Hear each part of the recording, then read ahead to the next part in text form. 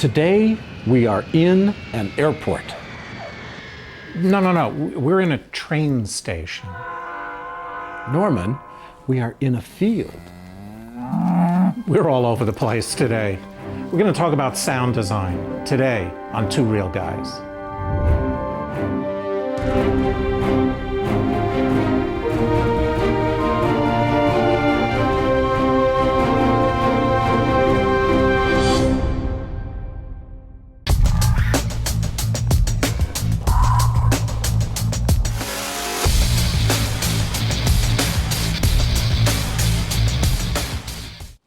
Hi, I'm Norman Holland. And I'm Larry Jordan. And welcome to the Two Real Guys. Norman, sound really speaks to the imagination. Well, sound design isn't the same as sound effects.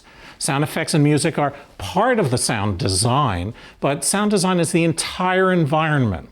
Right? Sound effects are individual elements inside that environment. That's really an important point, because many times we focus on dropping in an individual effect, but just as you create an illustration inside Photoshop by layering one image on top of another, we create layers of sound to indicate all the different elements of an environment that go together. Right, so you can use production design, as we've talked about, to put your characters into a very specific world. And much the same way, sound is going to transport your viewer into the story you want to tell. You can create an environment for the ears in the same way that production design works for the eyes. Sound covers things that are both inside the frame and outside the frame. It establishes the credibility of your shot. For instance, if you have a sword fight and you can't hear the swords clanging together, nobody's going to believe it's a real fight. As soon as you start to add that clanging of swords, wow, people say, wow, what a great sword fight that is. Mm-hmm. So you would want to communicate that kind of thing to the person who's designing your sound,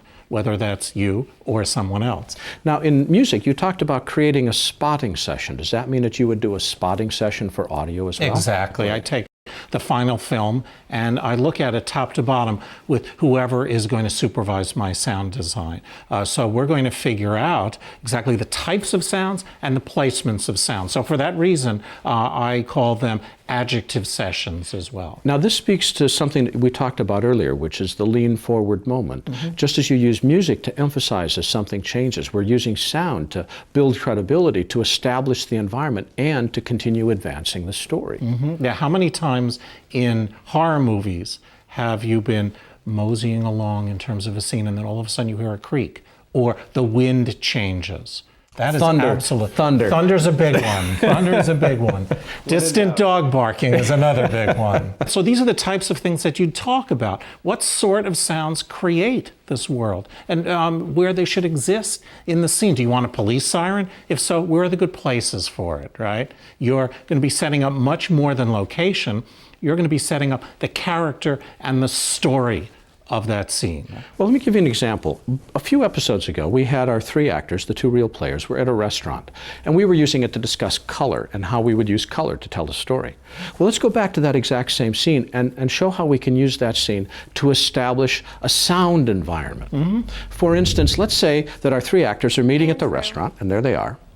And let's say that we want to say that it's an indoor restaurant. Obviously here, hushed sounds of china and silver clanking together. You keep your promises in love just as well as you have exceeded all promises.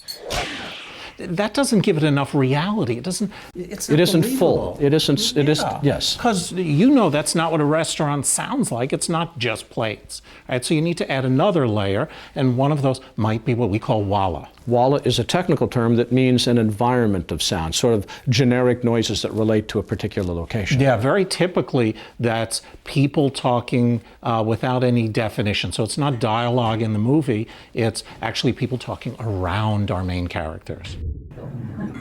Shall we go, cuz? Fare ye well, fair gentlemen. I cannot say I thank you.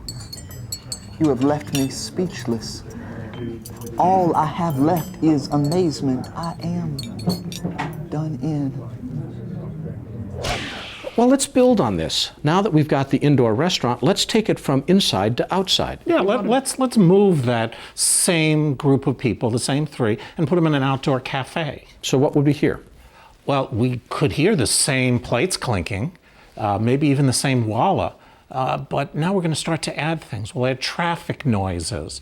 There may be something going on a block or Andrew, two over, some this is distant from traffic me. as well as This specific is not cars what that you go by. So it's going to deserve. feel different, It is all and we'll that I have certainly the means mix to it differently. provide. Sir, you have finally gotten what you deserve. If you keep your promises and love just as well as you have exceeded all promises. All right, well, let's give ourselves a third challenge. We've got our restaurant, we've got our restaurant noises, we've got our outdoor noises. Cafe, right. Yeah, let's now take it and put it into a sports stadium. There's going to be some differences there, right? We may hear the same plates clinking.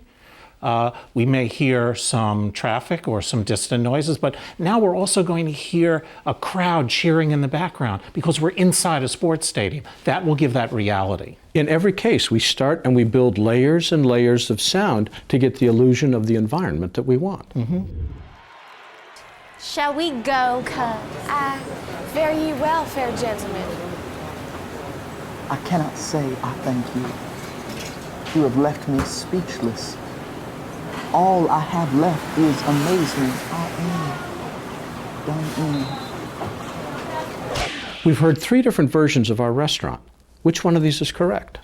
Well, we keep coming back to this question all the time, no matter what piece of the filmmaking puzzle we're talking about. Which one is correct? And it will come as no surprise to you that it depends upon the story you want to tell.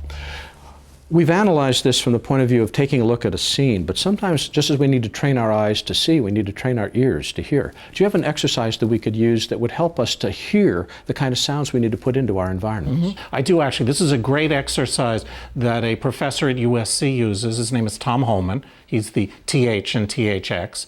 And he gives this assignment to his students where he has them take a pad of paper and a pen, nothing else, and just go outside and listen. So what do you hear? And you write those things down. Then after you've written them down, there may be a bicycle driving by, a bird chirping, someone talking right nearby you. Then listen again and write some more. Oh, I hear a distant fountain now. There's some wind. Then you listen some more, and then some more, and some more. And you begin to hear that it's the layers of effects that make up the entire sound picture, whether it's dialogue, Foley, which is body movement, hard effects, that bicycle bell, the airplane overhead, as well as general backgrounds. All of them together make up the one full sound that we hear. And we take those layers and we build them one on top of the other to craft the emotional environment of sound that drives our story forward. We'll be back with a tip right after this.